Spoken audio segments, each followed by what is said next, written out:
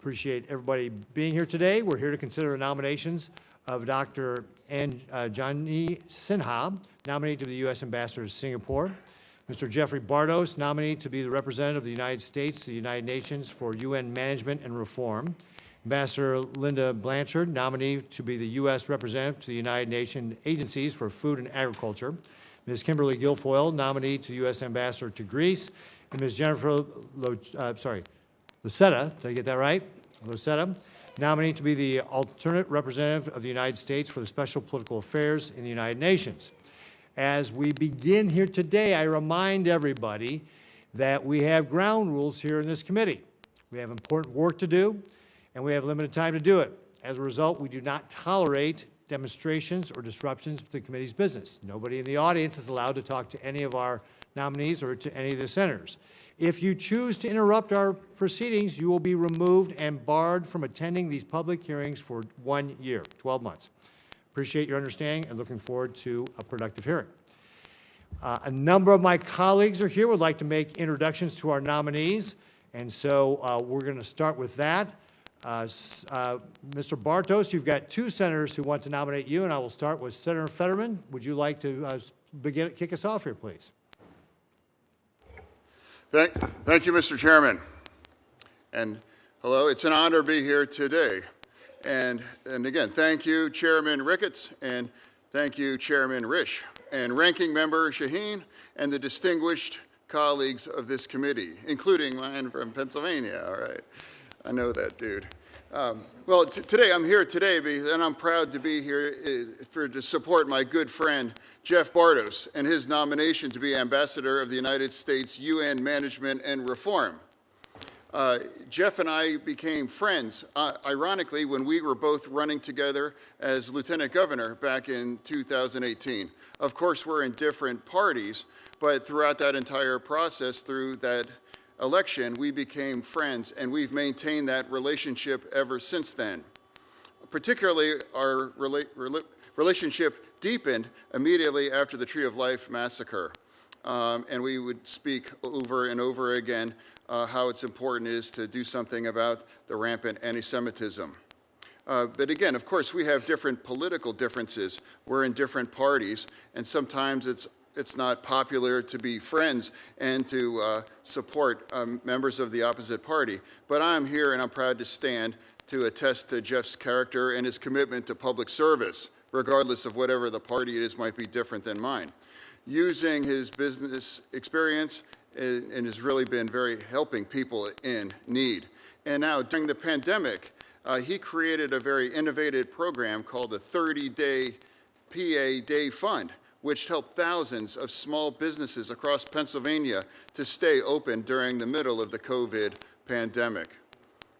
I am absolutely confident that Jeff will bring the kinds of dedication and integrity to the United States, putting the interests of our nations at the forefront for every decision that he makes. I'm proud to support his nomination, and thank you for the opportunity to introduce my friend and speak to this committee. Thank you, Senator Fetterman. And with all of our senators, I know that we've got a lot of things going on, and so you're welcome to stay, but I know you may have other hearings you have to get to, so we're pleased that you were able to make this introduction.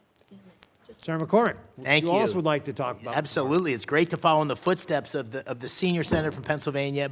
Jeff, you have your former opponents all introducing you today, which is great. I just want to congratulate all the nominees, and Mr. Chairman, Ranking Member Shaheen, thanks for allowing me to speak. I'm specifically here to introduce a native son of Reading. We got a lot of Reading native sons here in the audience, with Senator Fetterman and Senator Barrasso. Jeff joins us today with his wife Cheryl, one of his two daughters, two great daughters, Emily and Sarah, who he always talks about with great pride. And welcome to you all. I'm sure you're very proud. Jeff is here today as the nominee for the U.S. representative to the United Nations for Management and Reform. And I've seen up close Jeff's dedication to Pennsylvania and to serving our great country. And so, Jeff, thanks for accepting this challenge. You would bring years of great business experience, community leadership in our Commonwealth, a successful real estate developer, president of Last Line Strategies, previously president CEO of the Mark Group, and later division president of Toll Brothers in Horsham, Pennsylvania. You've had a great career. And you've also been active across many organizations in Philadelphia, including the Graham Partners Building Products Advisory Board, the Wexner Heritage Fellowship, the Kimmel Center for Performing Arts, and the Jewish Federation in Philadelphia. Also, as Senator Fetterman talked about, you've really been a leader in Pennsylvania, crisscrossing the state as a candidate for public office, the creator of the 30-Day Fund that raised millions to help small businesses hurt by COVID. But you know, you've got a tough assignment at the United Nations. And when we put United Nations and reform in the same sentence, that's a tough job. But I know from personal experience, I know the Senator does too, of your tenacity, your toughness, your desire to serve your community. And so we are very lucky to have that kind of leadership and grit to root out anti-Semitism and anti-Israel bias at the UN, to demand transparency and accountability on behalf of the Trump administration, more important, the American people. So I am pleased to join Senator Fetterman to support this nomination, and I urge all my colleagues on the committee to vote for someone who I know will do a great job on behalf of all Americans. Thank you. Thank you, Mr. Chairman. Yeah, thank you, Senator McCormick. And now we'll move on to Senator Moody for Ms. Lucetta. Thank you, Chairman Ricketts. Good morning. It is my honor to be here today to introduce President Trump's nominee to be the alternate representative of the United States of America for Special Political Affairs, as well as the alternate representative of the United States of America to the sessions of the General Assembly in the United Nations, my fellow Floridian, Jennifer Lucetta. It is no surprise, this is just another great Floridian volunteering her time and coming up to D.C. to serve her country. She is from Sarasota, Florida, and it is not the first time she is going to be serving on our country's behalf. During President Trump's first term, Ms. Lucetta served our country in various roles and helped advance President Trump's vision for a secure and prosperous America. And I know she will continue to do so when confirmed for these positions. Whether it was from her time as Special Assistant to the President and Associate Director of Presidential Personnel at the White House, to various roles she had in Florida, she worked hard on behalf of Floridians and Americans alike, and it gained extensive experience in personnel and management, as well as skills focused on enhancing security protocols. I can attest that, like many of my colleagues, this country is in need of someone to take up the America First mantle in its policy approach in all aspects of our foreign policy, from diplomatic negotiations to the United Nations, and many of the roles in which she will be confirmed. After 4 long years of America Last policies, we now need this more than ever. And I am thrilled that many great Floridians have volunteered to serve and have been nominated by this administration to carry out President Trump's vision for our country. I've seen just how critical the right leadership is to solving the most complex global issues, from Iran and its proxies' attacks on Israel and U.S. regional interests, to attempts by the People's Republic of China to infiltrate our universities and steal U.S. military technology. Our foreign policy is only as strong as the leadership we have in positions to respond to these events. President Trump has shown that strong leadership, demonstrated time and time again in dealing with malign actors globally, that it is necessary to pursuing a safer and more secure world. With America First policy, the world is safer, and peace should always be the goal in our foreign policy. Far too long, the United Nations and other international organizations have become the pawn of our adversaries, and that is why it is imperative that the Senate continues to do its duty to confirm President Trump's nominees and ensure that the United States interests are adequately represented in the forums where it matters most. Ms. Lucetta is the right person for this job at the right time. I trust that should she be confirmed, she will be a fierce advocate for America's priorities at the UN, stand up for Israel, and ensure strong representation and communication of President Trump's Peace Through Strength vision. She will be an excellent representative of this great nation, and it is my honor to introduce to my colleagues and America, Jennifer Lucetta. Great. Thank you very much, Senator Moody. Appreciate you being here, and thank you very much for the introduction. Next, we'll move on to Ambassador Blanchard, and I believe Senator Britt, you would like to say a few words to introduce the ambassador. Absolutely, Mr. Chairman. Thank you, Chair Ricketts, Chairman Risch, Ranking Member Shaheen, members of this distinguished committee, and Senator Graham, who joins me right here. Happy birthday, sir. I will note it's Senator Graham's 70th birthday, so congratulations, Senator. If you're not 70, turn back. It's not good. Mr. Chairman, it is an honor to join you all today to introduce my dear friend, Ambassador Linda Blanchard. She's President Trump's nominee to be the U.S. Ambassador to the United Nations Agencies for Food and Agriculture. She's the former U.S. Ambassador to Slovenia and an incredible businesswoman, philanthropist, and humanitarian. Linda is a native of Alabama's capital city, Montgomery, where I reside. She's devoted her life to elevating our state and supporting communities, not just in this nation, but across the globe. She has a record of bringing sustainable change through education, health, anti-hunger initiatives, you name it. She co-founded the 100X Development Foundation based in Montgomery that now serves over a dozen countries to help the most vulnerable, including children and families in poverty. It is her goal for the unseen to be seen, to be elevated and give an opportunity for success. She's served on numerous boards of local organizations like Agape of Central Alabama, a Christian foster care and adoption agency.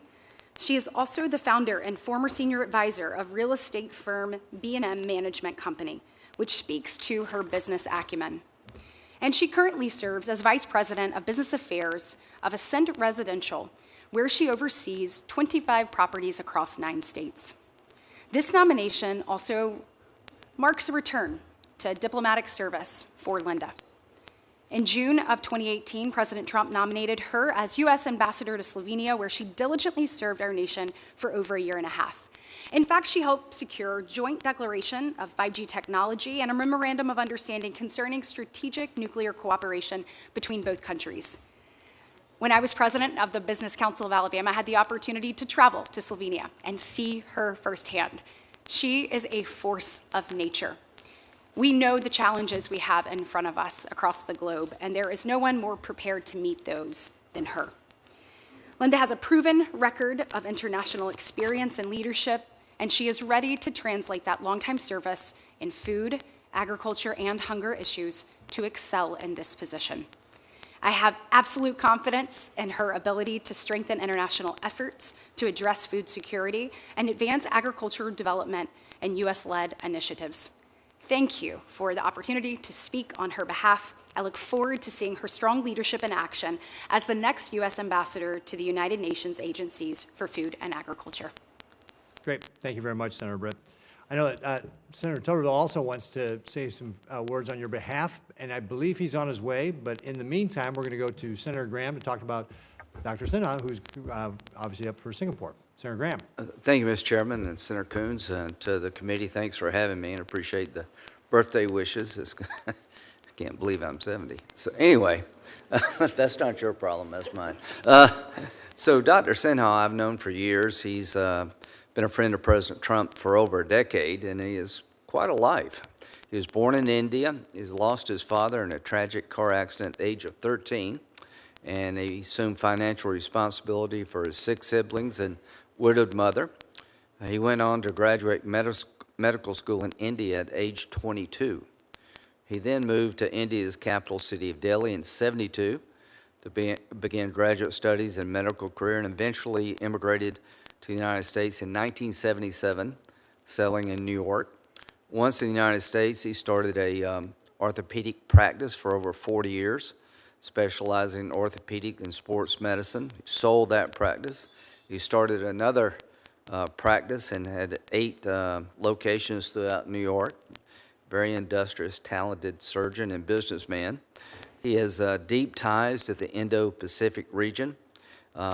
He's positioned to relate to key stakeholders in the region. Singapore has a very vibrant medical community, a lot of medical tourism, biotech, medical innovation. All of this is right up his ally. I think he'll be a great spokesperson for our country in Singapore. He knows the region and he knows the issues, and I am very honored to introduce him. His wife of 48 years, Dr. Sinha, is a retired anesthesiologist. She was on the NYU faculty, and they have a daughter, son, and 3 grandchildren, and they have truly lived the American dream. And this is a way for him to give back to his country, and I heartily recommend his nomination to be ambassador to Singapore. Thank you. Great, thank you very much, Senator Graham. Ambassador Blanchard, I understand that Senator Tuttle did get pulled away to something else, and Ms. Guilfoyle, Senator Hagerty is going to say some remarks about you when he has his time for questions. So don't feel left out. Senator Hagerty will be here. Now, what we'll do, before we turn to our panelists for their introductory statements, we'll follow that with a round of 5-minute questions. I will take the opportunity to thank all of our nominees first, however, for your willingness to serve our great country on the world stage, and congratulate all of you on this opportunity. Thank you also to your families, because they serve alongside with you. Ambassador Blanchard, you know that from personal experience. It's been the opportunity I've had as a governor to be able to do trade missions and see our staff overseas, and they do a fantastic job, but they do spend time away from their friends and families, and you will all be doing that to greater or lesser degrees as well. So thank you for your family sacrifices as you're confirmed, should you all be confirmed to these posts. These are not easy jobs. They're critical to ensuring that the United States can advance the interests and security of the American people around the globe. It's vital for our foreign policy that we have confirmed ambassadors in positions of importance. This is something I've heard consistently as I visit with partners and allies around the world. And this is a point that's been made by members of both parties repeatedly throughout my time on this committee, that we need to make sure that we get our nominees confirmed and in their positions in these important roles. Under Chairman Rish's leadership, I'm proud that this committee has prioritized this important responsibility of advancing President Trump's nominees. So far, 43 nominees have had hearings and have been voted on. This is a record pace, and everyone should be proud of that. Disappointingly, though, many of these nominees aren't yet confirmed. This hurts our ability to advance our interests. At a time when we are competing for influence with adversaries like Communist China, we cannot afford to let partisanship get in the way of what's best for our country. Thank you all again to the nominees for your willingness to serve, and I look forward to hearing your testimony and answer this committee's questions. So now we'll go into the panelists' opening statements, and Dr. Sinha, we'll go ahead and start with you. Would you like to begin?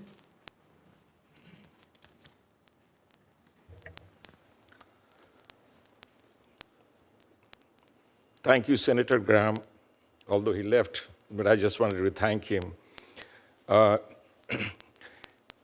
Chairman Ricketts and esteemed committee members, I'm humbled to stand before you today.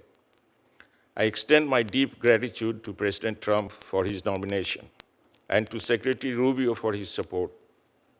With your concurrence and approval, I look forward to serving the United States to my fullest capacity. I would also like to thank my wife for 48 years, Kiki, and my son Sumit, who are here with me today. And a special thanks to my daughter Pooja, who has supported me closely through this process. She's watching us live from Norway with our grandkids. Kiki and I arrived in Brooklyn as a newly married couple from India. The United States has always recognized and invested in talent and growth from all corners of the world. Kiki and I were able to work hard and build a successful medical careers. Most importantly, we raised a beautiful family together, and we have served and supported our communities on Long Island, in Florida, and across the Northeast. United States is the only country on this planet where such amazing journey and achievements could be possible. We have lived the American dream, and for this, I feel immense gratitude to this nation and to our fellow Americans. United States is an Indo-Pacific nation, and our connection to and interest in the region are deep. I myself was born in India and have a strong understanding and respect for the region's culture, people, and the values. Singapore is our key strategic partner and a friend in the Indo-Pacific. Close cooperation with Singapore, along with our other allies and partners in this region, is more critical today than ever before. If confirmed, my duty will be to advance and implement the policies of the United States and to promote U.S. interest. In Singapore, I look to expand and deepen our defense and security cooperation, economic and trade relationship, people-to-people ties. I see tremendous opportunities for the United States with Singapore, and I will call on the incredible talent and knowledge of our State Department and interagency professionals. There are so many potential areas for growth in this vital relationship, which has already seen significant advancement in defense and security cooperation, and made great strides in collaborating on cutting-edge technologies. Finally, I will rely on my own skills as a lifelong bridge builder and advocate, making important connections with the people from all walks of life. As a medical professional, the well-being of my patients, their families, and my employees for over 4 decades, I do not take lightly my obligation to similarly protect American citizens in Singapore, including our mission personnel. Distinguished senators, it would be my greatest honor to serve our United States of America, the country and people who have given me and my family so much. I pledge to fulfill my duties with integrity and to work hard to deepen our important relationship with Singapore. Thank you, and I welcome your questions. Great, thank you, Dr. Sinha. And I might notice you got that all done in 4 minutes. You didn't take the whole 5 minutes, so thank you very much. I forgot to mention that, but you did a great job. Thank you. So, what? Star by his name. Star by his name, exactly right. So I would ask all of our panelists to kind of keep it to 5 minutes, or you could follow Dr. Sinha's example and just keep it to 4 minutes. Mr. Barros, you're up next. I first want to thank my home state senators and my good friends, Senator Fetterman and Senator McCormick. Thank you for your friendship and support. It means the world to me. Thank you, Chairman Ricketts and distinguished members of this committee. I am honored to appear before you today as the President's nominee to serve as the representative of the United States of America to the United Nations for UN Management and Reform. Thank you to President Trump and Secretary Rubio for their confidence and for this opportunity to serve the American people. Growing up in Reading, Pennsylvania, Senator McCormick pointed out, the 3 of us from Reading here this morning. Growing up in Reading, Pennsylvania, I dreamed of one day serving our country. Cheryl, my wife of almost 28 years, grew up in Allentown, Pennsylvania. We met in Charlottesville, Virginia, and raised our 2 daughters, Emily and Sarah, in the Philadelphia suburbs. Cheryl, Emily, and Sarah, I would not be here today without you, and I'm grateful for your love and support. And your patience, because as the senators know, the political world is not so easy on the family. I am thinking today, as I do every day, of my mother, Adrienne, who we lost to cancer in 2018. To my brother, Todd, who is also here with us today, and to my father, David, and to Cheryl's parents, Lou and Roberta, who are watching online, thank you for your love and support. After World War II, the United States, along with the other 51 founding members of the UN, signed the UN Charter with the commitment to prevent future wars and to promote international peace and security. Unfortunately, over the past 80 years, the UN has strayed from its foundational goals and lost sight of the principles it was established to defend. From UN bodies with overlapping mandates to the deep rot of its anti-Israel bias, the UN needs to get back to basics and recommit to the values enshrined in its charter. If confirmed, I will work to implement President Trump's America First foreign policy at the UN and to return the UN to its original mandate of promoting international peace and security with the goal, as set forth in its charter, to save succeeding generations from the scourge of war. American taxpayers deserve transparency and accountability for the funding we provide to the UN and a commitment that their money is not funding waste, fraud, or abuse. American taxpayer dollars going to the UN should advance our national interest and contribute to making our country safer, stronger, and more prosperous. If confirmed, I will work to ensure stringent accountability, transparency, and reform at the UN, including eliminating redundancy, unnecessary activities, and creeping mandates. I will focus on streamlining the UN budget, reducing staff footprint, and pushing for more equitable burden sharing among member states. As the largest financial contributor to UN peacekeeping, the United States must demand the most efficient use of U.S. taxpayer dollars in peacekeeping operations. If confirmed, I will push for long-term structural financial efficiency in peacekeeping missions and increased burden sharing from nations that share our priorities for UN reform.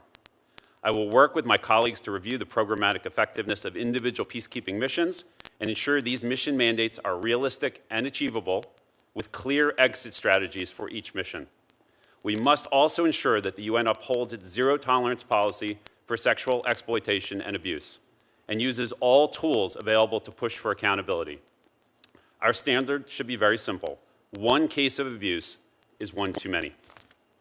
U.S. representation in UN leadership and staffing is not commensurate with our financial contributions. If confirmed, I will work to ensure that more Americans are working at the UN. American citizens bring our values to their work in the UN system and are one of our best defenses against nations that seek to exploit and manipulate the UN for their own interests, especially China. If confirmed, I will demand the highest standards of integrity, transparency, and efficiency in UN hiring and invest in American citizen talent pipelines. I am eager to support the Trump administration's strategy to place more American citizens in appointed and elected positions at the UN, something, Mr. Chairman, I know you and your colleagues would like to see as well. As the UN turns 80 this year, the United States is not alone in recognizing the need for reform. If confirmed, I look forward to working closely with other member states in the Fifth Committee and the General Assembly to pursue these much-needed reforms. It would be the honor of a lifetime to represent our nation at the UN in New York and to pursue the reforms needed to advance the United States' interests and to promote international peace and security. Thank you again to you and your staff for all of the time and hard work that go into this process. I'm grateful for your advice and guidance, and I look forward to your questions. Great. Thank you, Mr. Pardos. Our esteemed chairman, who is letting me stand in for him today at the hearing, has requested a moment of personal privilege. So, please. Chairman Risch. Thank you very much. First of all, let me say thank you for standing in and other members of the committee who have. As has been noted, we're almost 50 people now we've had hearings on, and it's really difficult for the chair to take these on all alone. So if we can have the assistance of the other members of the committee to hold subcommittee hearings, that works really, really well.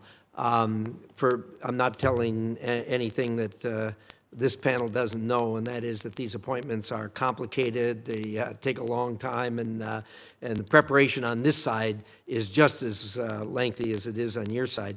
And I'd like to recognize publicly and thank Sergio Gore from the White House, who handles personnel matters. He's with us for the first time today, and with him is his assistant, Morgan DeWitt. From our staff, Kelsey Kelleher. Kelsey?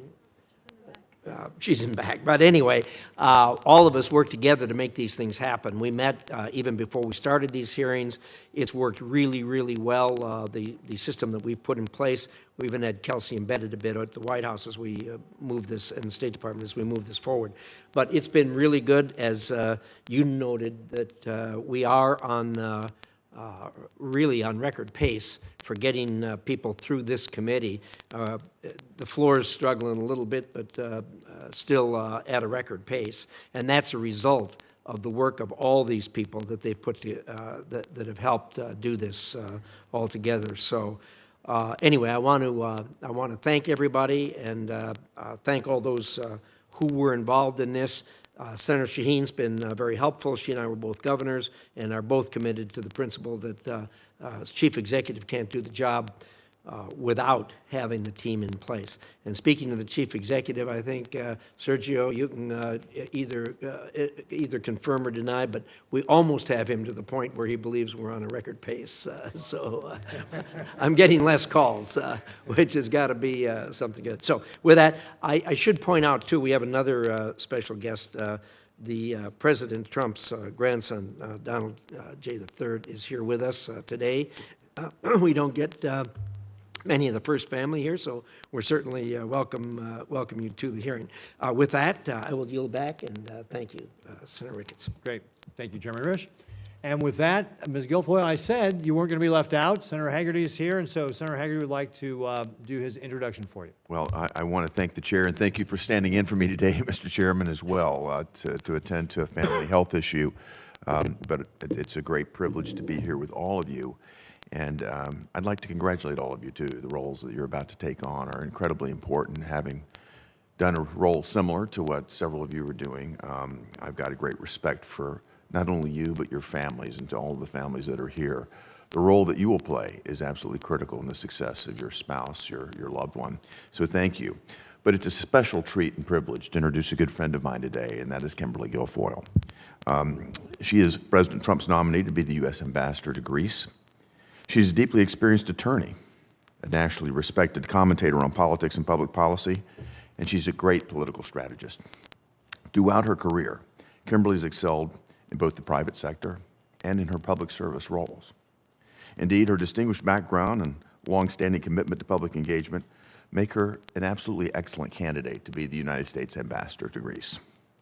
Ms. Guilfoyle worked as a broadcaster at Fox News, where she co-hosted The Five and Outnumbered, and previously appeared as a legal analyst on CNN, ABC, and Court TV. Earlier in her career, Kimberly served as a prosecutor in the San Francisco District Attorney's Office and as Deputy District Attorney in Los Angeles, where she generated national recognition for her legal acumen. Her academic and civic credentials further support her nomination, having graduated magna cum laude from University of California, Davis, and earned a JD from the University of San Francisco School of Law. She's also the recipient of multiple awards recognizing her legal work, her public service, and her advocacy, including the Heritage of Hope Award from the New York Society for the Prevention of Cruelty to Children and the Special Civil Rights Award from the City of New York. Most recently, in January, she was awarded what is known as the emblematic icon by the Archbishop of the Greek Orthodox Church of America, commemorating Kimberly's spiritual and cultural bonds with Greece and the United States. Thank you for your contributions to that relationship, Kimberly. Her strong expertise and experience, as well as her deep ties to the Greek American community, make her extremely well qualified to represent the United States in Greece. And on a very personal note, I want to acknowledge that as I moved from my prior post as U.S. Ambassador to Japan to the United States Senate, Kimberly was there for me from the very beginning. She came and joined me in my small hometown in Tennessee to kick off my campaign. And Kimberly, you've been a friend from the very start and helped me open this new chapter in my life. And I couldn't be more honored to be here to congratulate you and help you open this important new chapter in your life. And I encourage all of my colleagues to support her nomination. Thank you. Thank you, Senator Hagerty. And now, Ambassador Blanchard, we will go to your opening remarks. Chairman Reisch, Chair Ricketts, and distinguished members of the committee, thank you for the opportunity to appear before you today. And a special thank you, of course, to Senator Katie Britt from the great state of Alabama. I have the opportunity and have been honored to have been nominated by President Trump to serve as the U.S. representative to the United Nations Food and Agriculture Agencies in Rome. I am joined here today by my family, my husband, John, son, Benjamin, my daughters, and several, Haley, Karen, Jennifer, Gracie, and Lucero, and my twin sister, whose unwavering love and support have made this moment possible. I would not be here without them. Our country has afforded me many opportunities for which I'm very grateful. I married at 19, became a mom to a 3-year-old son shortly thereafter, and earned my degree in my 30s when we were finally able to afford it. I'm a proud adoptive parent of children from all over the world, my mini UN, as we are affectionately called, as you can see behind me. I have served in a variety of professional roles, at times just to make ends meet. This includes serving as an orthopedic assistant, business executive, and humanitarian. I have partnered with international business leaders and foreign dignitaries on projects to improve education, decrease poverty, and instill dignity and hope. our nonprofit organization has provided care to thousands of children across the globe. I bring to this role a combination of humanitarian passion, business acumen, and large-scale management experience. I was honored to serve as U.S. Ambassador to the Republic of Slovenia during President Trump's first term, where I was able to advance critical administration priorities from 5G technology deployment and U.S. energy strategy to negotiating a multi-billion-dollar memorandum of understanding for a new nuclear partnership between the United States and Slovenia. I was privileged to also have been serving as ambassador to Slovenia when the public perception of the U.S. actually turned notably more positive. Today, the need for change and reform within the United Nations is more urgent than ever. Under the leadership of President Trump and Secretary Rubio, the United States is reevaluating its relationship with international organizations and ensuring our involvement advances American interests. The United States has the opportunity to shape UN food and agriculture agencies to overcome the challenges of our time. I understand the importance of the U.S. mission to UN agencies in Rome. Food security is a life or death issue for hundreds of millions of people around the world. Moreover, these agencies directly affect U.S. farmers and producers as billions of dollars of American agriculture exports move through their programs. However, over the years, the United Nations and its associated agencies have continued to grow and expand their mandate beyond original intentions. With this growth, a proliferation of bloated bureaucracies has taken hold, distracting the UN from its core principles. President Trump and Secretary Rubio recognize this issue and have asked the State Department to re-examine our engagement with UN organizations. If confirmed, I will bring everything I have to ensure that the UN organizations the United States chooses to engage with are efficient and effective stewards of U.S. taxpayer dollars.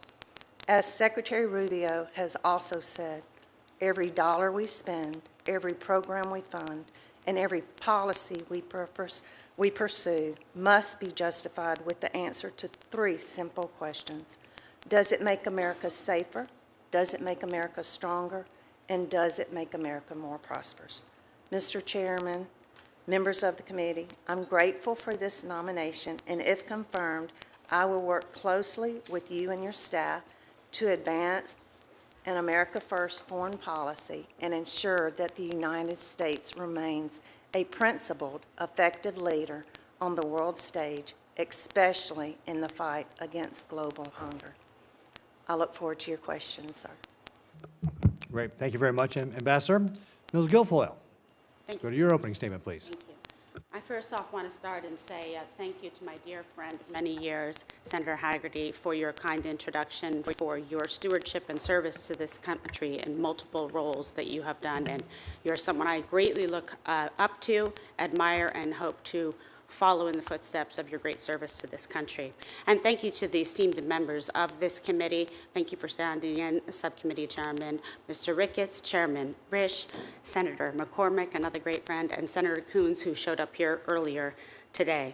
It is with great and profound sense of honor and deep humility that I appear before you today as President Trump's nominee to serve as the United States Ambassador to Greece. I extend my sincerest gratitude to the President for his faith in my abilities, and to Secretary Rubio, and to Sergio Gore here present today, the head of PPO, and his amazing team for their collective trust and confidence placed in me. I also thank this committee for the opportunity to be here and for your careful consideration of my nomination. I would like to thank my closest family and friends for their support, their encouragement throughout this process. I would like to offer special thanks and love to my son Ronan, my brother Tony Guilfoyle, and to Donnie Trump for their steadfast support. I also would like to thank my parents, who would be so incredibly proud to see me here today. My mother, Mercedes, was a special education teacher from Aguadilla, Puerto Rico. My father, an immigrant from Ireland, came to this nation in pursuit of the American dream, and now I consider it my duty to carry on the mission and the values that they instilled in me. To be nominated to represent the United States is truly a great privilege, and to be considered for a post in Greece, the very birthplace of democracy, is a uniquely humbling honor. The ideals of liberty, self-governance, and the rule of law that were born in ancient Athens have echoed through the centuries, inspiring generations of thinkers and leaders, including our own nation's founders.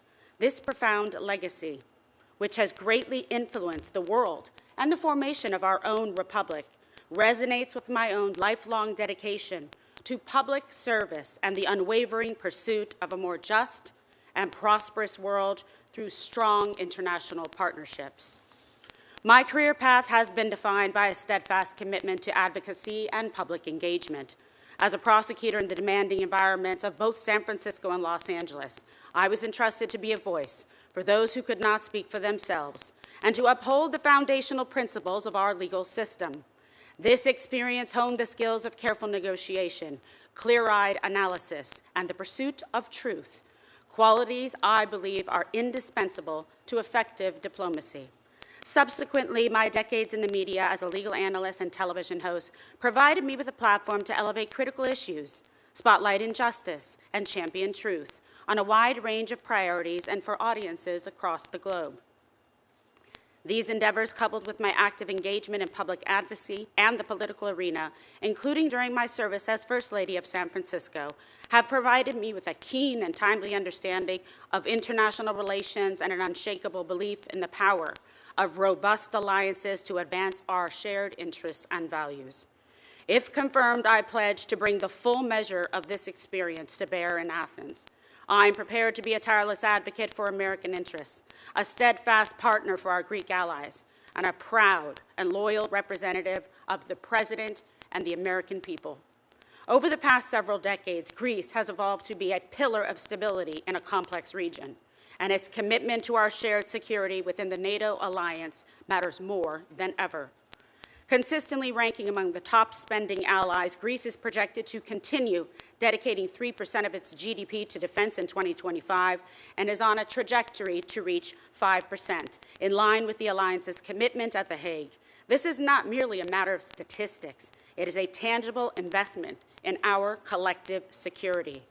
Furthermore, a substantial portion of this expenditure has been directed toward the acquisition of cutting-edge U.S. defense technology, including the formidable F-35 fighter jets, advanced Apache and Black Hawk helicopters, and modern naval vessels. Additionally, the proposed joint project to co-produce Constellation-class naval frigates demonstrates Greece's long-term commitment to our strategic defense partnership. These modernization efforts enhance Greece's significant military capabilities, strengthen the eastern flank of our NATO alliance, and create valuable opportunities for American industry.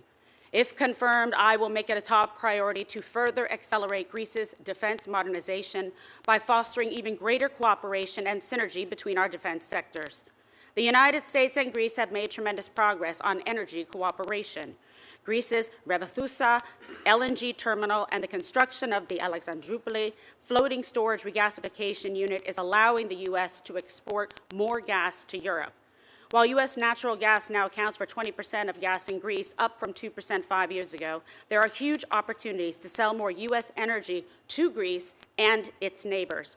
If confirmed, I will work with the so-called vertical corridor between Greece, Bulgaria, Romania, Moldova, Ukraine, and Central Europe so that Greece can become a hub of U.S. gas for the region.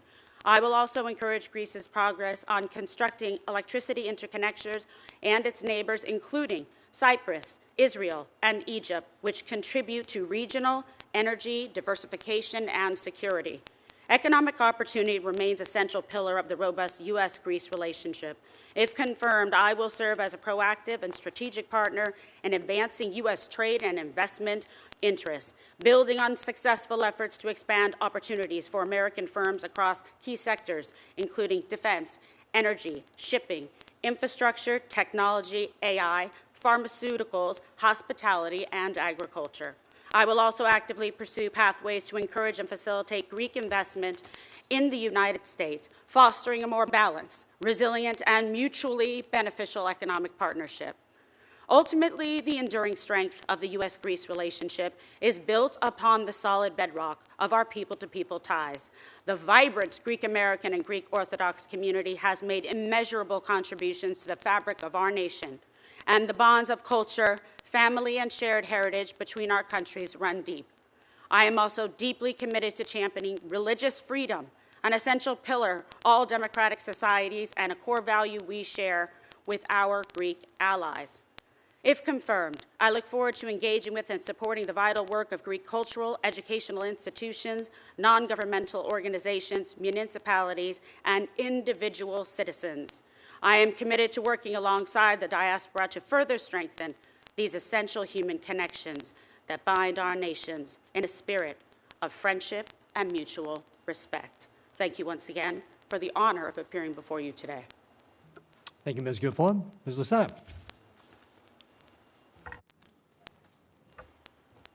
Thank you, Chairman Ricketts. Thank you, Chairman Risch, and distinguished members of the committee. Thank you for the opportunity to appear before you today. Also, a special thank you to my home state senator, Senator Ashley Moody, for the gracious introduction. Thank you for all you do for Florida. I am grateful to be nominated by President Trump to serve as the alternate representative of the United States for Special Political Affairs at the United Nations. I am honored by the confidence and trust placed in me by President Trump and Secretary Rubio to represent the United States and to advance American interests at the UN. First and foremost, I would like to thank my family, as I would not be here without them. I want to thank my husband, Bryce, my almost 2-year-old son, Noel, my mom, Denise, and my sister, Kim, who are here with us today. I would also like to thank my dad, Mike, and the other members of my family who are unable to be here. I appreciate everyone's love and support throughout this process. Growing up in Florida, my interest in American government and politics started at a young age, from volunteering on local campaigns to attending Girl State. In 2015, I went to work for then-candidate President Trump on his historic campaign. In the first administration, I was honored to serve as a special assistant to the president and associate director of presidential personnel. The experiences of the past 10 years have taught me the importance of a foreign policy that benefits the American people. If confirmed, I look forward to implementing President Trump's America First foreign policy agenda at the United Nations. Almost 80 years ago, the United States helped to establish the United Nations to prevent future wars and promote international peace and security. The UN Security Council is meant to be the heart of that principle. The United States has made many important policy achievements at the UN, such as the Trump administration's historic efforts to negotiate a resolution that calls for an end to the conflict in Ukraine. The reality for the United Nations as an institution, however, is that it has not lived up to its mission or its potential. There is rampant anti-Israel bias in the UN system that unfairly targets Israel and undermines its sovereign right to self-defense. Moreover, the Security Council often struggles to take decisive action on conflicts that need real-time responses. Evolving threats to international security do not respect national borders and demand action. Whether it is terrorism, illicit drugs, cybersecurity, or weapons of mass destruction, these are the challenges that require U.S. leadership to ensure that the UN is resolving and preventing conflicts. If confirmed, I will engage with our international partners and allies to drive long-term solutions and further national interests on these issues and more, including in areas like the Middle East and in countries like Haiti, Sudan, and the Ukraine. If confirmed, I will assess any proposal at the Security Council and General Assembly by the metric of whether it makes the United States safer, stronger, and more prosperous. Doing so will make the UN more efficient and effective. This includes pushing back on countries like China to ensure that they do not exploit international organizations and standards to advance the narrow interests of the Chinese Communist Party. I will also examine UN peacekeeping and special political mandates to ensure that those mandates are best focused on maintaining international peace and security, have transparent budgets, and are operating in the most efficient way possible. If confirmed, the core of my responsibility will be to push the UN to return to its original mandate to maintain international peace and security. I will advocate for our national interest, engage with international partners and allies to drive outcomes, and ensure accountability for the U.S. taxpayer dollar. Through President Trump's agenda, we can once again have peace and prosperity. I would be honored to join the administration and work side by side with the dedicated staff at the U.S. mission to the United Nations in New York. We must demand more of the UN because we know it has the potential and the capacity to do better. Again, thank you for your time and the opportunity to come before you today. Thank you, Ms. Lucetta, and thank you all for your opening remarks. We will now move into a round of 5-minute questions, as long as we have people here to ask those questions. I will begin. Dr. Sinha, Singapore is one of our more vital partners in the Indo-Pacific. On the security front, it supports rotational U.S. military deployments, enables our patrols throughout the region, hosts thousands of American sailors, airmen, and their families, and is a significant buyer and user of U.S. defense technologies.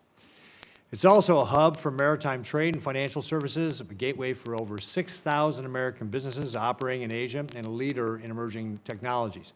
Oftentimes, an American company's first step into the Indo-Pacific is in Singapore.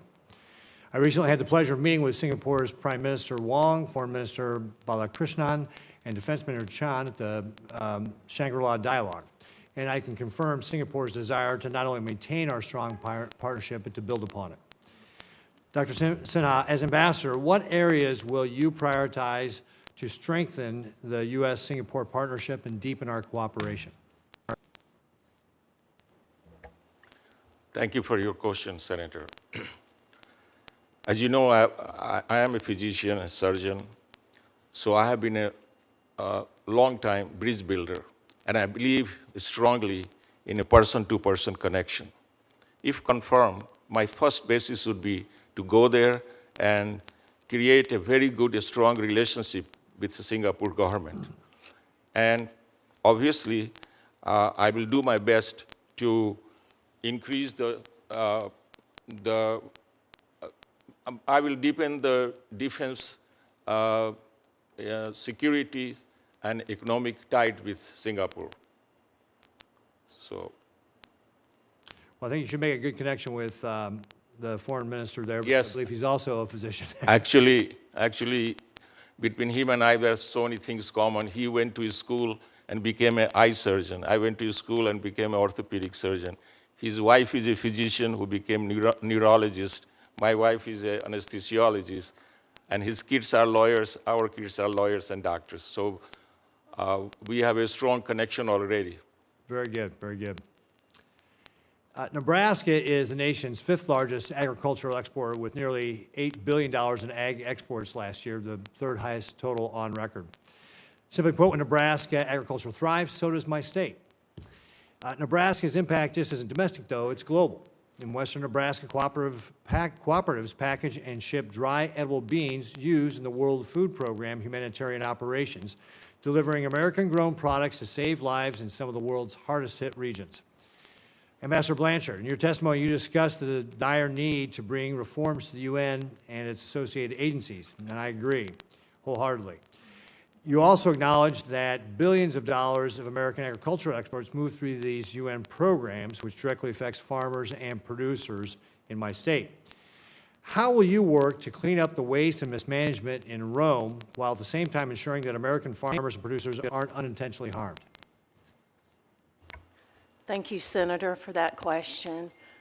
First of all, I can tell you, in the first administration, we all know that President Trump's #1 focus was farmers first, and I never would put any words in his mouth, but I would love to just reiterate that that was his focus the first term, and anything that benefits farmers is a win. And I can tell you, as US-UN Rome nominee ambassador, that it would be my pleasure to continue the partnership and see how we can grow it and be sure that the partners that we are bringing in that we can't use the maritime for because it's so far, the cost prohibited, that those partners that we're not using in the states as farmers, that we need to be able to be sure that they're giving us the right deals.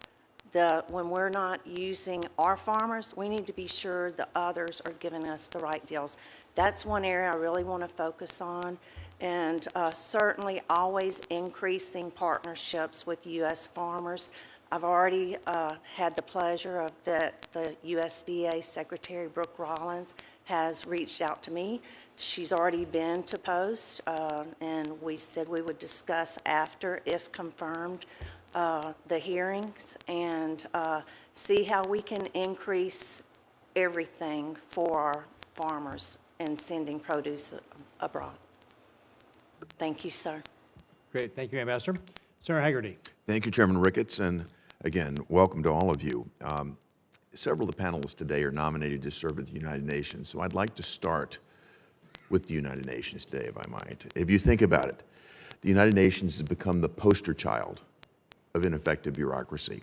It's bloated, it's slow-moving, it's resistant to reform.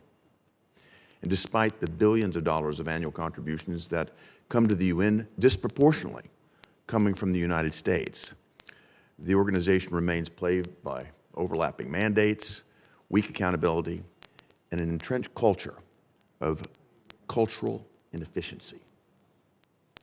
If I think about it, the UN all too often takes and diverts their resources into administrative overhead rather than frontline impact. Its missions suffer from poor oversight, and its decision-making is quite often politicized. So, Mr. Bartos, I'd like to start with you. Just explain to us your plans for increasing the efficiency and the financial accountability and impact of the United Nations.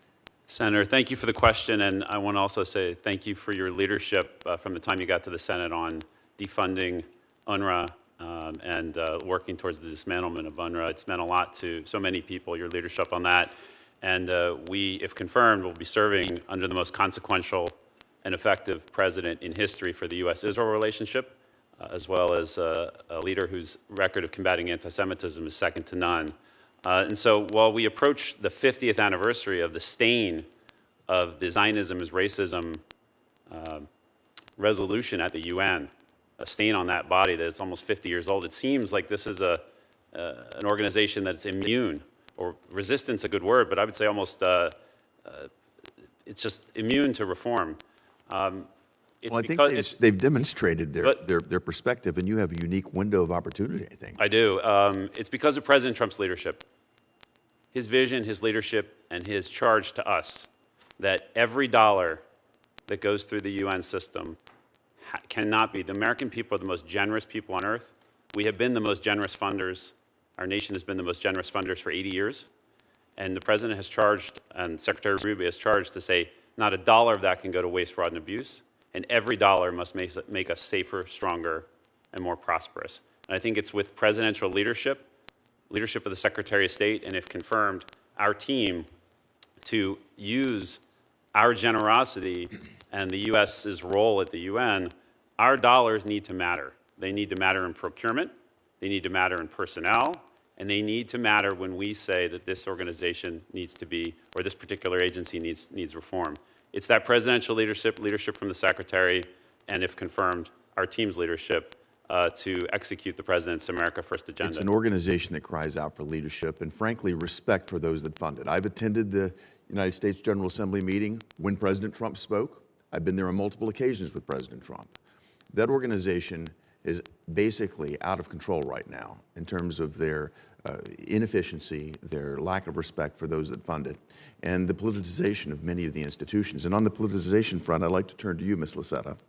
If you think about it, the UN was founded on principles of peace, security, and human rights. But the organization has become increasingly politicized. If you think about the authoritarian regimes there right now that seem to dominate its institutions, they do it in a way that legitimizes their own agendas. They do it in a way that helps them avoid scrutiny. I wanted you to talk specifically about how you would address the politicization within UN agencies. Think about the Human Rights Council, UNESCO. These sort of hostile authoritarian regimes often take these organizations and steer their agendas in a way that's very contrary to U.S. interest. Thank you, Senator, for your question, and I share your concern. As you know, in February, President Trump signed an executive order to withdraw the United States from the Human Rights Council. That same executive order also called for the review of our participation in international organizations to make sure that our participation aligns with national interests. Many organizations within the UN have lost their way. Both the Human Rights Council and UNESCO continually serve as examples of the pervasive anti-Israel bias that exists within the UN.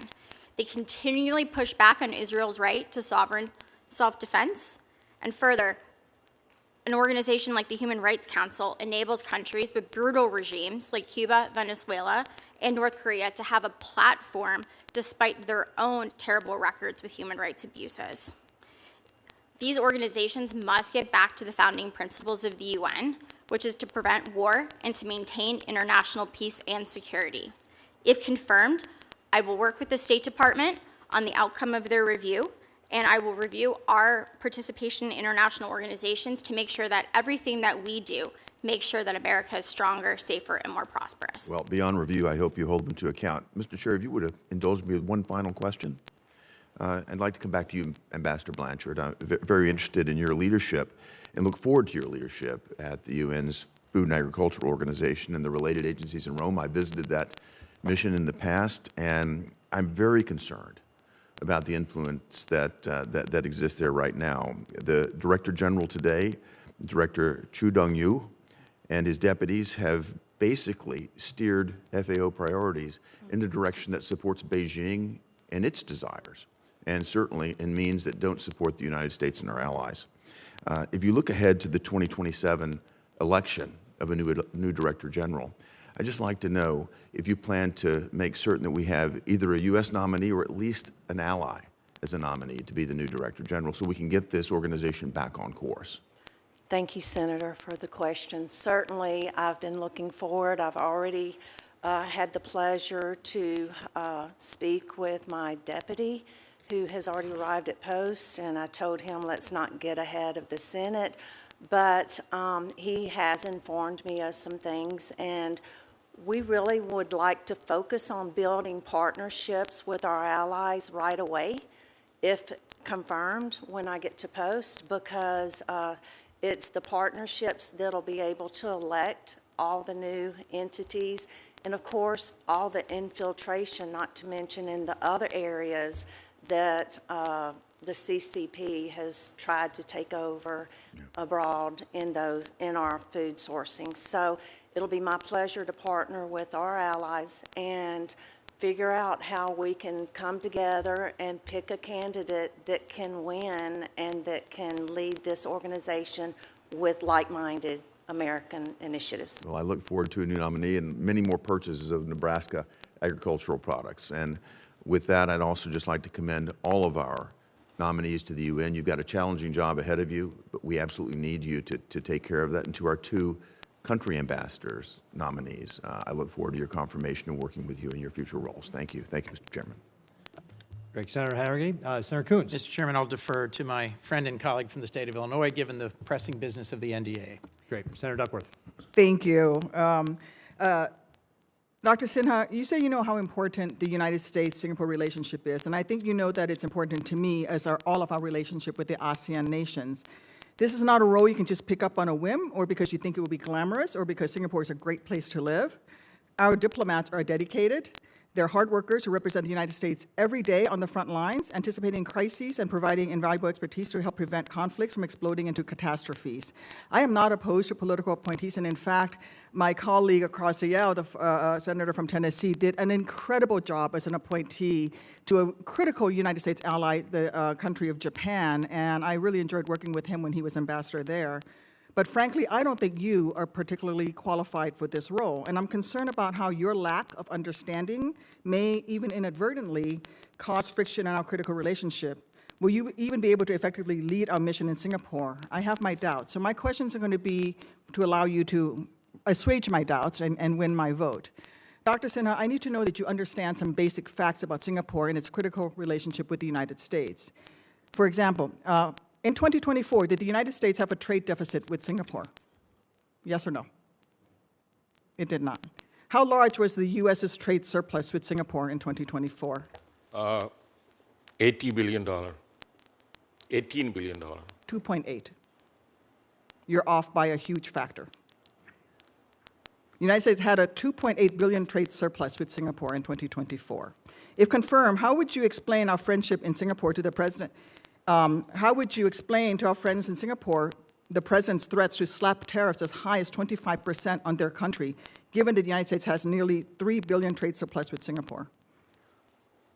Thank you for your question, Senator. We are not walking away for any dialogue between the two countries and two leaders. If confirmed, I will make a personal relation with the government of Singapore, and I will make sure the dialogue continues and we settle the issues of trade together. Do you support increasing a tariff on Singapore, seeing as how we don't have a, they buy more of our stuff than we buy of theirs? So, Senator, so you want to put a tariff on them? Thank you for your question, Senator. You know that President has only done 10% of trade increase with Singapore, and he's open to dialogue even for that. Do you agree with that 10% increase with Singapore, seeing how they don't have a surplus with us? Well, Yes or no? Do you support the president's plan to put a 10% tariff on Singapore, goods produced in Singapore? I mean, Senator, thank you for your question, but I believe in President's decision of a free trade with any nations in the world, and he's resetting the trade numbers with each country, and he's open for discussion and dialogue with each country. So you would like to have free trade with Singapore? That's what you would push for as ambassador? Well, we always had free trade with Singapore since 2004. So so do you support the 10% tariff increase? The dialogue is not yet closed. The door is not closed. Let's go on to the next thing. What year is Singapore next scheduled to be the ASEAN chair? This year is Malaysia. I didn't ask you about this year. When is Singapore going to be the ASEAN chair? I don't know when, but this year. 2027. Please describe what holding the ASEAN chair will entail for Singapore and how you would support Singapore in your role as U.S. ambassador, if confirmed. What are some of the critical things that Singapore will have to do as a chair of ASEAN? I mean, I agree with you that you had made a statement that all the ASEAN members should be treated like almost like... No, answer my question. What does holding the ASEAN chairmanship entail for Singapore? Can you name one thing? A role that they will have to play as ASEAN chair. What will... Well, you know that this ASEAN chair is not only one country. There are 10 countries involved. No, the ASEAN chair is one country. One country, 10. But there are 10 countries involved as an ASEAN group. You're not answering my question. You're not answering my question, sir. Can you name one thing that will be of critical importance to Singapore as ASEAN chair? A role. There are many things. Can you name one Defense, thing? economics. Those are very broad. Name an issue. Trade. I don't think, no. Okay, let's do something. In what way does the United States Navy work with Singapore, and how do you envision strengthening the U.S. Navy's work with Singapore? And are there any facilities that come to mind that are central to our relationship with Singapore? Thank you for your question, but we have a naval presence in Singapore, and our military, they always do exercise with the Singapore. They come here, the Army of Singapore, they come here for the training as well. So we have a close ties with the Singapore in defense. Can you name a specific thing? Please, I'm trying to help you here, but you've not even done your homework, sir. You want to be ambassador to Singapore, one of the most important friends we have in the Indo-Pacific, a key place that we're going to be fighting against our greatest adversary in the region, the PRC. Singapore may feature incredible culture, but that should not be treated as a glamour posting. This nation is too important to the United States, to ASEAN, to the entire region. And frankly, I think the mission is important to U.S. interests and national security, and it should actually be a foreign service officer. But I have even larger concerns with the political pick, when that political pick is somebody as unqualified as you. I've opposed political picks for Singapore from Democrats. So this is not a partisan issue. I just feel that you are not taking this seriously, and you think this is a glamour posting, that you're going to live a nice life in Singapore. What we need is someone who's going to actually do the work. I'm out of time. I have a couple additional questions related to management that I'll submit for the record, but I want to reinforce again for you right now, you are not currently prepared for this posting, period, and you need to shape up and do some homework. Senator Coons. Thank you, Senator Ricketts, and thank you to all of you for your willingness to serve our nation, represent us overseas. I will focus on the nominees for UN posts, but no disrespect to the others. Thank you for your willingness to serve. Mr. Bartos, we've known each other well. You were introduced by both the Democrat and Republican senators of Pennsylvania. Congratulations. Folks against whom you ran in a previous cycle, double congratulations. And to you and your family. The UN is a crucial area, in my view, for the United States to advance its national interests. And as you cited in your opening comments, the UN Charter focuses on promoting peace, security, and stability, and we need a UN that is focused on those priorities. I was encouraged that you also emphasized the importance of expanding the number of Americans who are in the UN system globally. Over the last 15 years that I've served on this committee, over several administrations, my view is that when we withdraw from the UN, our adversaries simply advance and fill the gaps that we create. So your challenge is going to be to balance ensuring that the money that we invest in the UN and the systems and organizations at the UN are efficient, are transparent, are delivering on their mission, but to not abandon that mission, to not completely withdraw. One of my core concerns is that the US-UN reform process might look like what happened to the USAID. We could have had a balanced, bipartisan, measured process that looked hard at inefficiency in USAID, narrowed its focus, and prioritized an American national interests.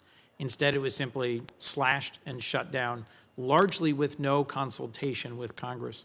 If confirmed, will you commit to engaging with Congress regularly on reform efforts to ensure that there's bipartisan support, both for sustained U.S. leadership in the UN system and for any reforms that are proposed and that you're carrying out?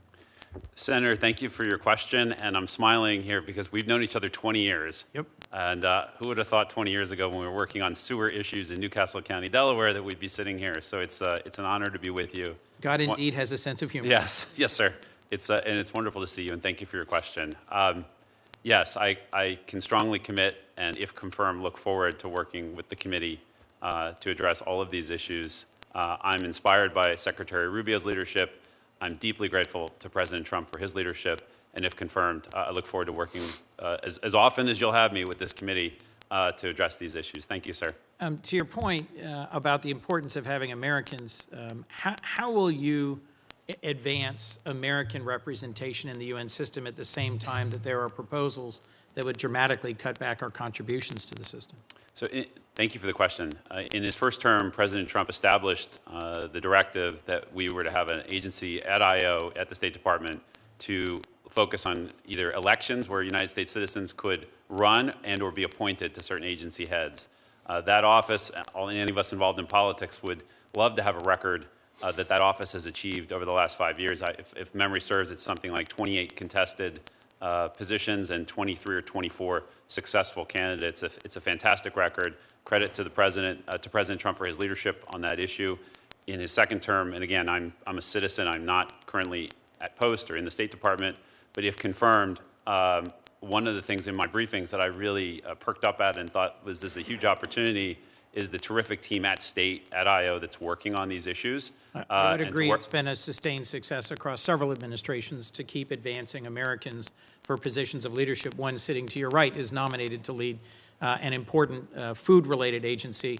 The previous head, a Chinese national, was an alarming example of what happens to a critical UN agency when we don't have either American or American-aligned leadership. Last question for you, and then I have one question, if I might, for Ms. Guilfoyle. I believe investing in peacekeeping is a core part of the UN mission. I agree with you. We should have zero tolerance for abuse. I worked with Chairman Corker now many years ago on investigations and transparency around peacekeeping. How will we sustain our peacekeeping engagement when the president's proposed budget zeroes out all U.S. contributions to peacekeeping, and the rescission that will be on the floor next week would claw back $360 million? How do we balance that? How do we sustain an effective voice in peacekeeping while there's proposals to withdraw all support? Senator, thank you for the question. As a citizen, I've not currently read into any of the issues relating to the reorganization or how that's approaching. I can say generally, though, if confirmed, I look forward to immediately getting stuck into those issues, to learn about those issues, and to working with this committee. I think on the broader point about peacekeeping operations and the successful ones versus the unsuccessful ones, having clear objectives and a clear exit strategy is an outstanding roadmap for any of these endeavors. Broadly, we're in agreement on that point. I look forward to continuing our conversation. Thank you, Senator. Ms. Guilfoyle, if I might, just because the U.S.-Greece relationship is important to me, to my state, to our nation. Under the first Trump administration, there was a so-called 3+1 cooperation launched between the United States, Greece, Cyprus, and Israel.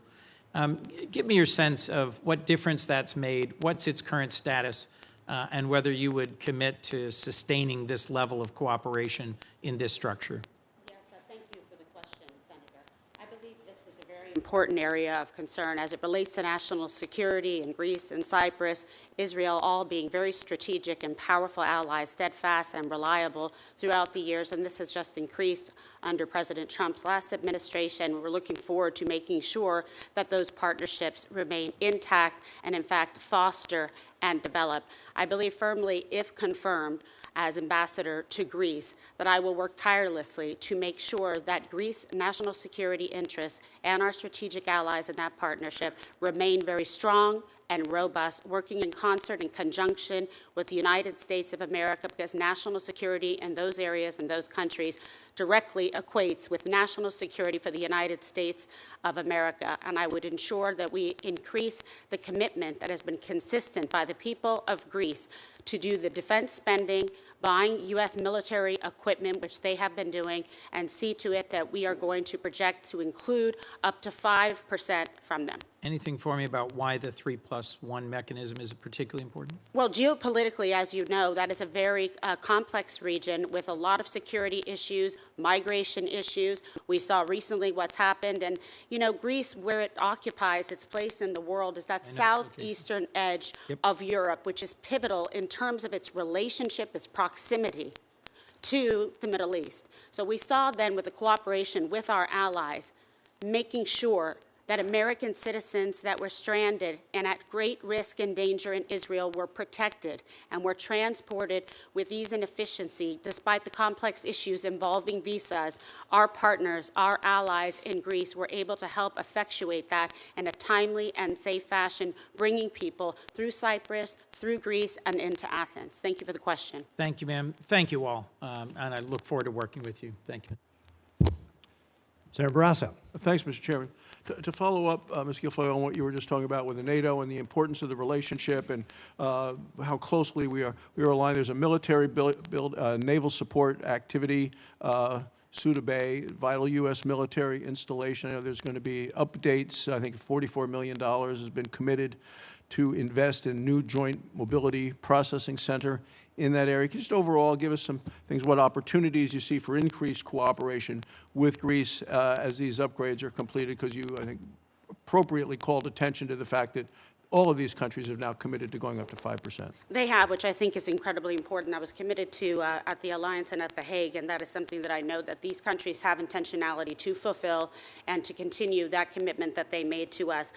Thank you for bringing up these questions, Senator. Suda Bay, yes, as you know, is the largest U.S. military base in Greece. It is strategically and geopolitically critical to the United States. It's been a really wonderful asset for us, for our military base, especially in that area of the world. So we're going to continue to look forward to that and make sure, and if confirmed, I plan to visit all of these facilities to deepen my keen understanding of the issues, the people, the needs, so that we maintain that strength for American interests and American national security.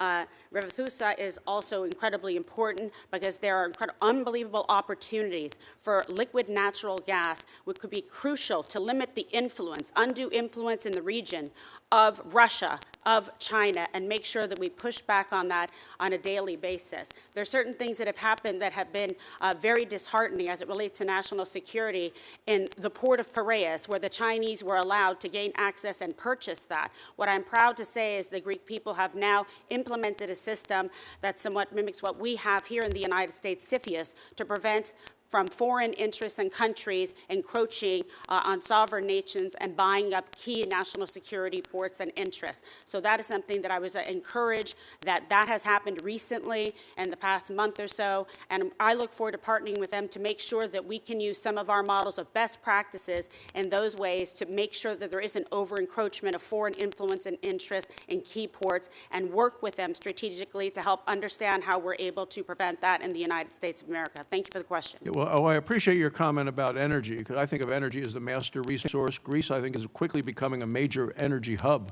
in the Eastern Mediterranean. You talked about LNG. They've expanded their LNG terminals. I think they've earlier this year signed an agreement with Chevron and ExxonMobil to do more. So just generally, could you give us a little thoughts on American energy companies in Greece's energy sector, and how will you support and encourage this effort for more energy? Great opportunities, I mentioned, exist with Revithusa, with the LNG terminal, which is key to that regional energy strategy. Also in Alexandroupoli, the LNG terminal, that's essential for U.S. energy exports and for Balkan access. So this is, again, why I would like to just stress the importance of Greece, the seriousness of this position, the opportunity we have to grow and strengthen the alliance and the bond between the Greek Americans and the United States of America and those living, working, visiting in Greece to ensure their safety, productivity, and make sure that their needs are met. And I really look forward to working with the absolutely incredible people that are so talented in the State Department and the careers, and the people that are currently serving in the embassy, working tirelessly to ensure that American interests are represented, and to work for President Trump to effectuate his goals, his beliefs for the United States of America. Thank you. Mr. Bartos, the U.S. Is the United Nations' largest financial contributor. Provides more funding than all other permanent Security Council members combined. I hear about that in Wyoming a lot. People aren't really happy with this. Despite this significant investment, the UN has struggled to implement meaningful budgetary discipline, to demonstrate consistent fiscal accountability. I think next week this committee is going to have a hearing with the nominee to be our U.S. ambassador to the United Nations. U.S. contribution represents about 22% of the UN's total budget. How are you going to ensure that the financial burdens at the UN are shared more equitably and in accordance with current economic realities? And are you committed to limiting the growth of UN regular budget and ensuring that the UN makes more efficient use of its existing resources? Senator, thank you for the question. As you stated, the United States, the generosity of the American people knows almost no bounds. We have been the most generous supporter of the United Nations system since it was founded 80 years ago, and we are the most generous nation on earth, and proudly so. But our fellow citizens, all Americans, deserve to know that every dollar that they send, every hard-earned dollar that an American taxpayer sends to the UN must not, cannot go to a penny cannot go to waste, fraud, and abuse, and every dollar must go to support programs and policies that make our nation safer, stronger, and more prosperous. If confirmed, I will devote all of my energies. We're 22% of the regular budget, as you say, sir. We're 25% of the peacekeeping budget, limited by statute. The UN seeks to assess us at 26.1%. And so it's incumbent upon my role, if confirmed, on the Fifth Committee on Budget and Oversight to root out all of this waste and to make, and really, and I said this before, with President Trump's leadership, with the Secretary's leadership, and their charge to us, if confirmed, our team will have that presidential leadership to go there and make sure that those reforms are implemented. Our dollars carry a lot of weight, but over the last 80 years, they haven't, as you say, they actually haven't really been put to the best use by the system to the United States' interest. We need to do better. We must do better. And I commit to you, sir, if confirmed, we will do better. Thank you, Mr. Chairman. Senator Booker. Thank you very much, Mr. Chairman. I am really excited about the U.S.-Greece relationship and the promise and the possibilities. I've been grateful, Ms. Guilfoyle, of what you've already discussed.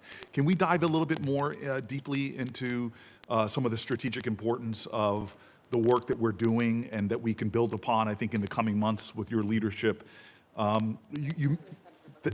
Thank you. If you can put your microphone on, I appreciate that. So you mentioned the base in Alexandroupolis. Also, I want to mention the base at Suda Bay and how important they are to the U.S.-Greece Mutual Defense Cooperation Agreement.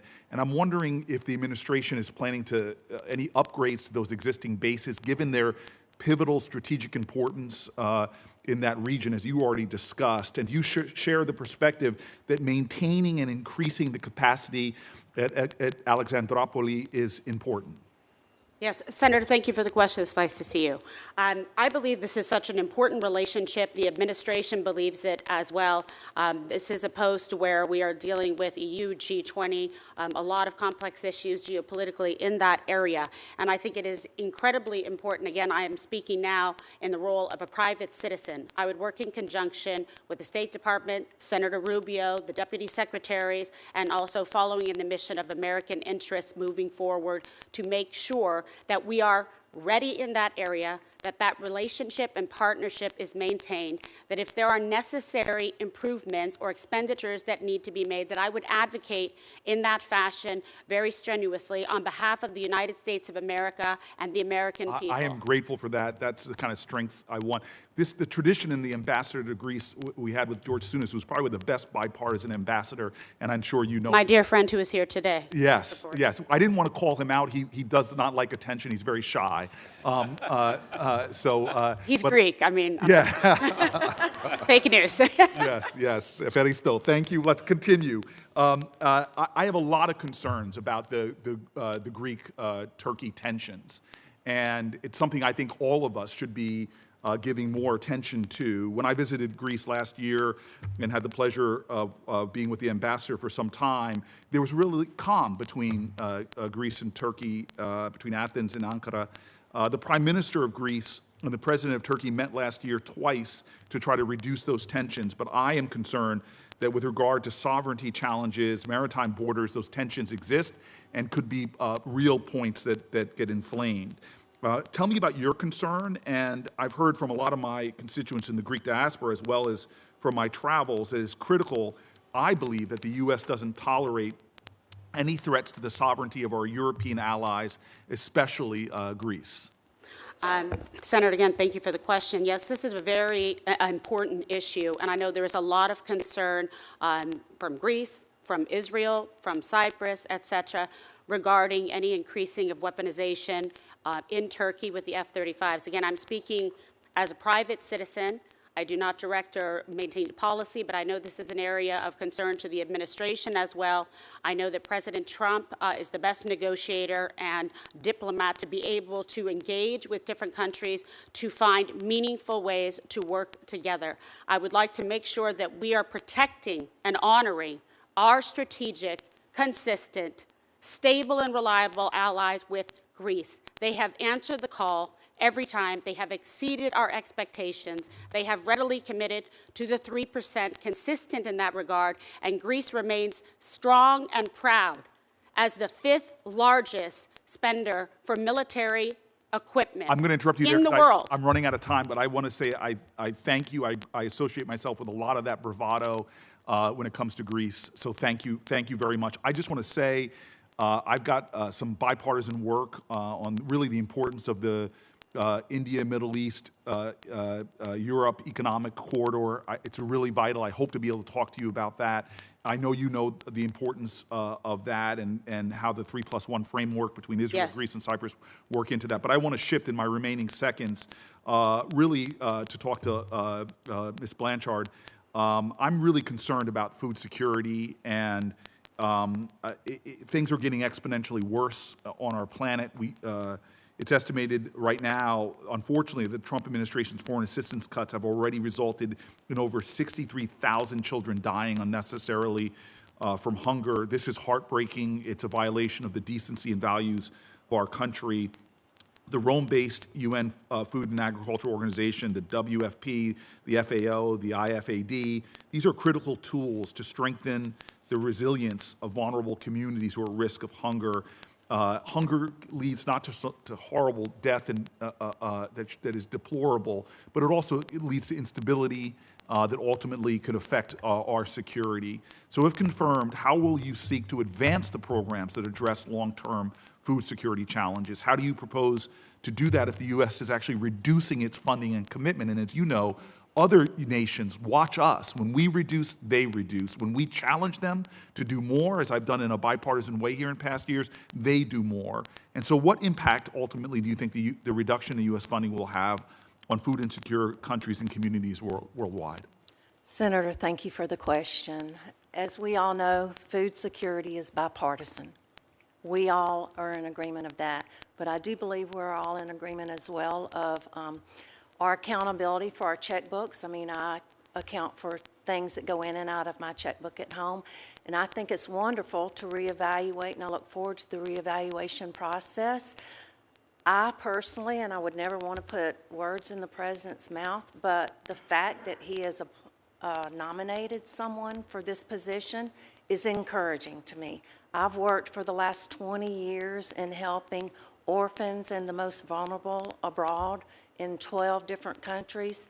I'm a believer in it. I realize it's national security, but I do also realize that there's been instances where malaligned players have gotten a hold of food and used it against us or our allies. So I certainly look forward to meeting with you and this whole committee So in the future. I'm out of time. I want to be respectful. I just want to say this. When I was on the Chad-Sudan border, and I've never had a situation, I've visited refugee camps all around this world, where pleading Americans were begging me to up food assistance and were being very clear with me as I looked at malnourished babies of what would happen if we didn't increase food assistance. Well, we have done worse.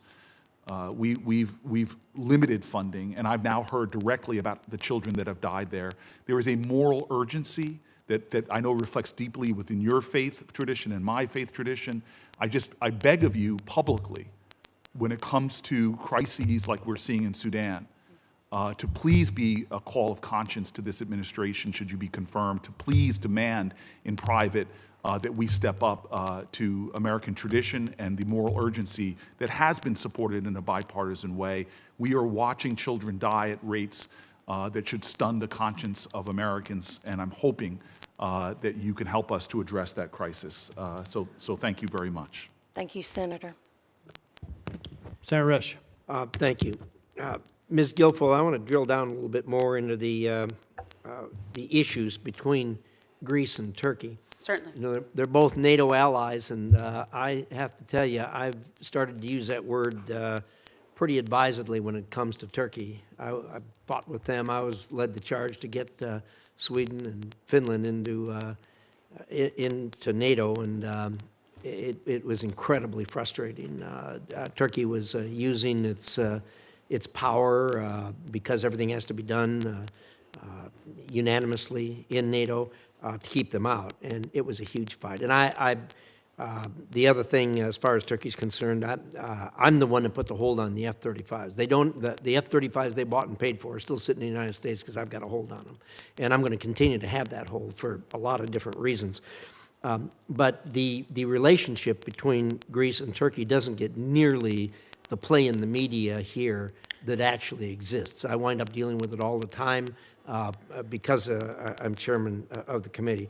One of the things I'm particularly interested in is the argument they're having and the fight they've been having for a long time over a territorial dispute. I don't know how familiar you are with that, but I'd like to hear your thoughts on that. And the other thing I'd like to hear your thoughts on, and I would recommend to you, is your predecessor, George Souness, who's here.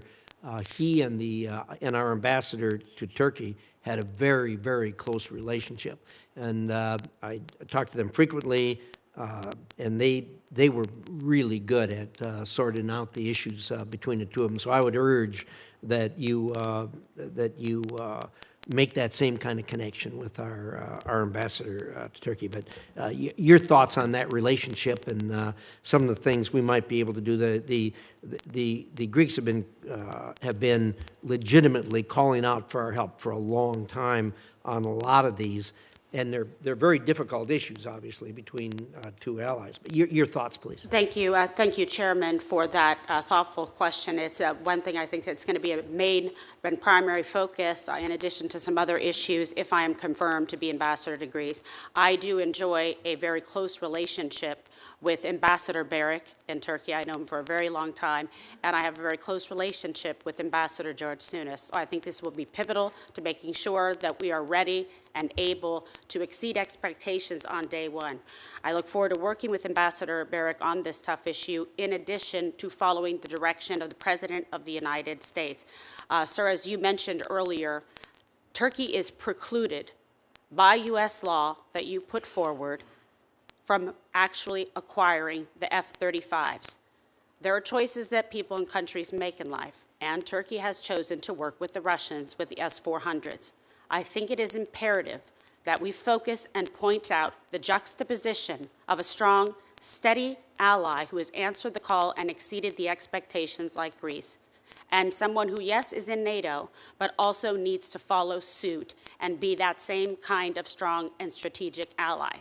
We don't have that at this point in time, and again, I'm speaking on behalf of myself as a private citizen. I look forward to getting more information, to getting deeper into the issues, following the direction of the President of the United States, and also working with my esteemed Ambassador Tom Barrick to resolve some of these issues. But again, the big focus has to be, what are we going to do in that area? It is so imperative for national security and for the United States of America, and that we also protect those strong allies that we have in Cyprus, in Israel, and in Greece. And I will make sure that it is my mission objective and focus to do just that if confirmed. Well, thank you. I think you and Tom are going to be a real team there, I really think, and I appreciate that.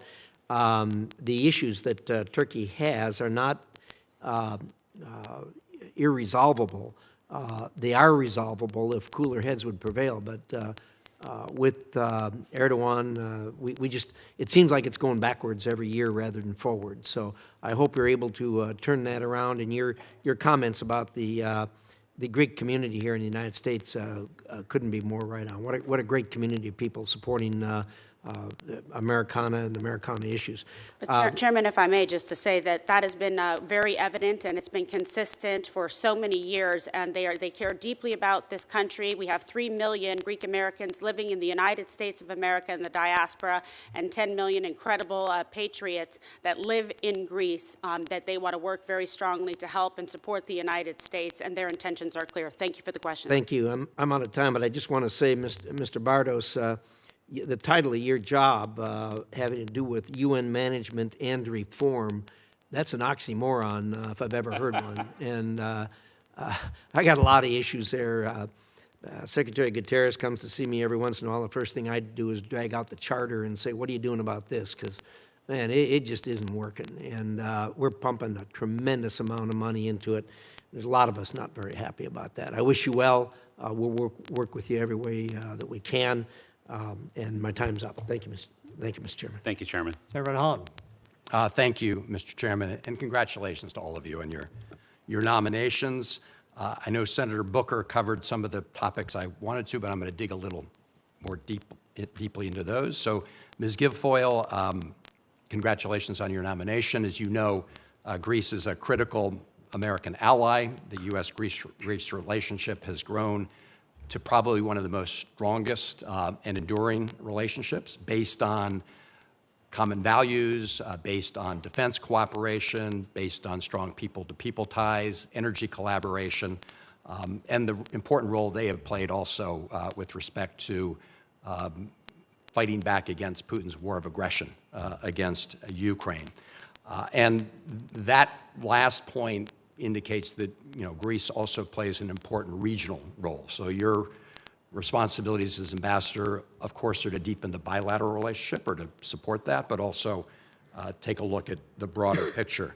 And recently, Turkey submitted a maritime spatial plan to UNESCO that reflects maritime claims that have been disputed by Greece. Are you aware of that plan that was submitted? Senator, thank you for the question. I'm aware of the plan. I am not deeply familiar with the plan because I have not been confirmed, and if confirmed, that is one of the areas that I want to work with the senators and congressmen and the talented people at the State Department, the Secretary Rubio, to make sure that we have a strong command of that situation as well.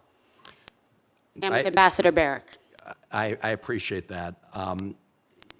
So I guess one question would be the approach that you take, because a lot of the actions Turkey has taken, both respect to intrusion into Greek airspace, into Greece waters, obviously create possibilities of conflict, which we'd hope to avoid. Do you agree that as we approach these kind of issues, that we should do it based on the international law? In other words, the international rules of the road with respect to maritime rights? Thank you for the question. As a former prosecutor, I've been an attorney for, 30 plus years. I have the utmost respect for the rule of law. I believe it should be adhered to. And then there is the additional aspects to consider of what is the State Department policy, what is the position of the President of the United States as it relates to American interests. Will it make us stronger, safer, more prosperous? All of those need to be applied to these complex matrices to make sure that we know that we are acting in the best interest of the United States. And because Greece is so important and pivotal geopolitically, it is a key place in the region that must be respected. And I am a strong believer that we are sending a message to the rest of the world if we do not treat our most strongest and strategic and consistent and steadfast allies like Greece in an appropriate manner to honor and respect the commitment that they have made to the United States of America, and as you mentioned, with our shared values. Yeah. This is of pivotal importance. And I do believe, again, speaking privately and not as a confirmed ambassador, if confirmed, I would work very hard to make sure that we are really keeping that distinction about who has been acting in the best interests of the United States of America in accordance with the President's viewpoints, in accordance with our national and security interests and foreign policy interests. And I think there's a strong juxtaposition between allies who have and haven't. I appreciate that. I just want to underscore the fact that Greece sees it in its interests to apply international law, international maritime law. And I would hope that the U.S. position is that we also respect maritime law and not support or look the other way when that's being violated. But your answer, of course, opened the door to looking the other way and, depending on other factors. So let me I need to turn to Ambassador Blanchard, and I know Senator Booker covered some of this. As you know, the President's budget, envisions very deep cuts to the UN generally, including deep cuts to the UN humanitarian and food programs. Among the UN entities that you'll be responsible for, working with is the World Food Program, which, as you know, is headed by an American who I believe is doing a very good job, Cindy McCain. But the World Food Program is currently facing a 40% overall funding cut. The projections are that as many as 58 million people will be put at greater risk of starvation. There have been cuts by the administration to the PL 480 program. There was just a report the other day about Kansas farmers who used to support the PL 488 program, now looking to essentially use their products for dog food when they'd prefer to be part of the World Food Program and PL 480. So my question to you is pretty simple. Within this administration, will you be an advocate for increasing U.S. support for the World Food Program? Sir, Senator, thank you for the question. I look forward to working with your team once confirmed, but I will say after the reevaluation, I'm sure that that the President has the three focuses in mind. Does it make us more prosperous, safer, and stronger as Americans. And I look forward to working in those areas once the reevaluation is done. I do know that this is just as a private citizen, that 85% of the funding that we've given to World Food Program is still in use, and I applaud that. I also applaud that Ms. McCain's focus is on public-private partnerships at the moment, and I've heard that's been doing well. I see that as a wonderful addition to World Food Program and look forward to partnering with her as leader of the program, and certainly after the reevaluation would really want to immediately get engaged with this committee on where we need to focus as a team, because it is critical. Food security is national security, and we all love our farmers, and we want the best for our farmers, and that's where they make a lot of money. All right, I look forward to working with you. Thank you, Mr. Chairman. Thank you, Senator Van Hollen. And thank you all very much for your time today. I appreciate it. Again, this is an impressive hearing, shows why President Trump's nominees have been put forward for these roles. For the information of the members of the committee, the record will remain open until close of business tomorrow, Thursday, July 10th, for members to submit questions for the record. This hearing is adjourned.